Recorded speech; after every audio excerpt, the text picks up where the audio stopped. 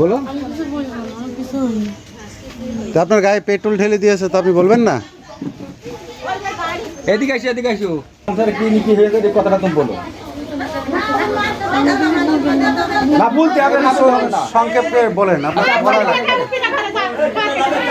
বলো মতো বলো বল মা বল কিনি সামান্য নি কিনি না তাহলে বলো তুমি না ভাই নি বলো বলো কুছ যা হয় হবে আপনার গায়ে কি পেট্রোল দিয়েছিল?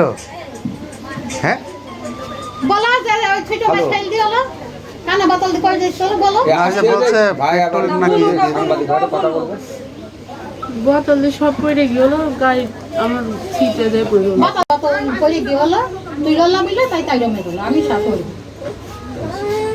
ওই সে মোটরসাইকেলে কানা দিয়ে পড়ে যাচ্ছে সেটা বোতল তাছাড়া এমনিতে না এমনিতে কোনো গায়ে ঢেলে দেওয়ার উদ্দেশ্য ছিল না না না ওই কানা বোতল মানে বোর হাতে দিয়ে কানা বোতল বটে ফেলে দিয়েছে আর ওই বোতলটা পড়ে গেছে না আপনি কি হন পড়ে যায় তাই ঠাকুর বলে সব পড়ে গিয়েছে বোতল লাগাই সেই তাছাড়া সেটা বাচ্চা কলেছিল আপনার নাম কি? মনিকা। আপনার স্বামীর নাম কি? আকরামুল হক। আপনার আব্বার নাম? মনে কোন গ্রাম বাড়ি? গাড়াবাড়িয়া কোন ইউনিয়ন? মাখাল। বিয়ে হয়েছে কত বছর? 5 বছরই হচ্ছে পড়েছে 5 বছর না 4 বছর? 4 বছর বিয়ে। তো কি এই 4 বছরে কি আপনারা কি সুখী দম্পতি হিসাবে চলাফেরা করছেন নাকি আপনাদের কি মানবিমান মারামারি গ্যাঞ্জাম এইভাবে লেগে থাকে? না তো নেই একলা বাড়ি একলা সব সবসময় কি এরকম লেগে থাকে নাকি নাইজকে প্রথম মারধর করে অত্যাচার করে? বলো মারধর অত্যাচার করে না। আজকে কি হয়েছিল?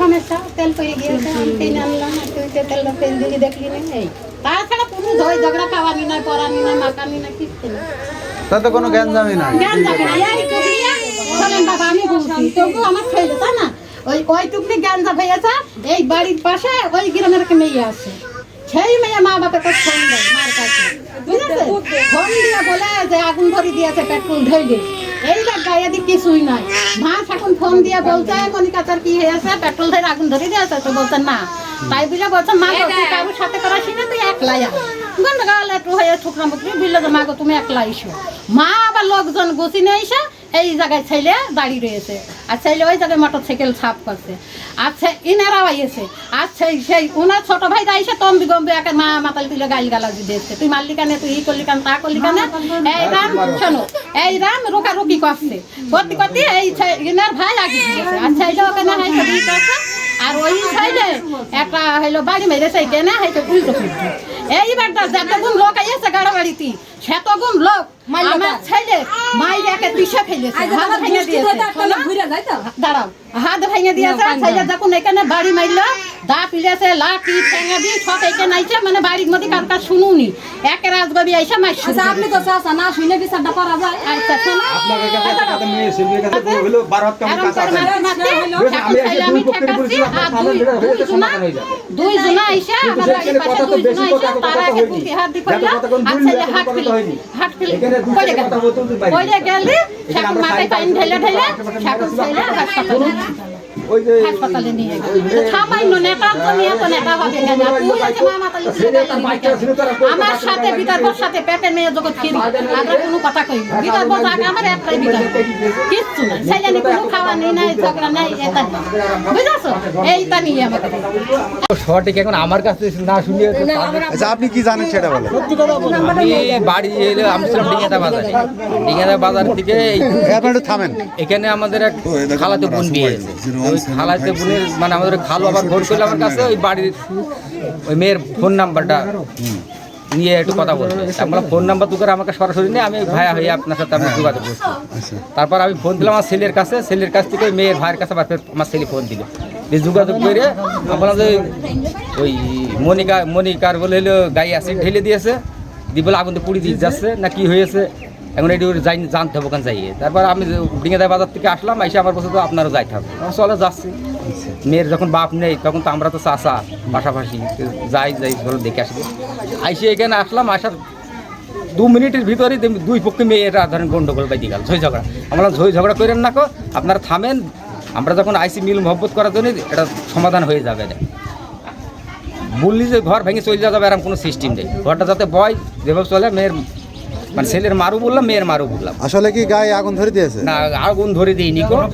এখন পেট্রোল ঢেলেছে কিনা আমিও এটা সঠিক জানি না ভাই, আমি মিথ্যে কথা বলতে পারবো না, যেটা না জানি এটা কোনো মিথ্যে কথা বলা এটা ঠিক হবে না। তারপরে ওই পাশে আমি দাঁড়িয়ে আছি, ওই ছেলের গুনায় আর কুটুম হইলো তর্কি হয়ে গিয়েছে। তর্ক হওয়ার পরে ওই ছেলের ওই গুনায় এসে ছেলের হইলো ওই কুটুমের গায়ে এসে হাইজু দিক কোপ মেরেছে। হ্যাঁ, দেওয়ার পরে ওই হাইসু কাড়াকাড়ি করতে করতে ওই ছেলেটারও লাগিয়েছে। এবারটা এক পরে ওই ছেলেরারও কিন্তু দুই পক্ষের কিন্তু মারামারি হয়ে গেছে।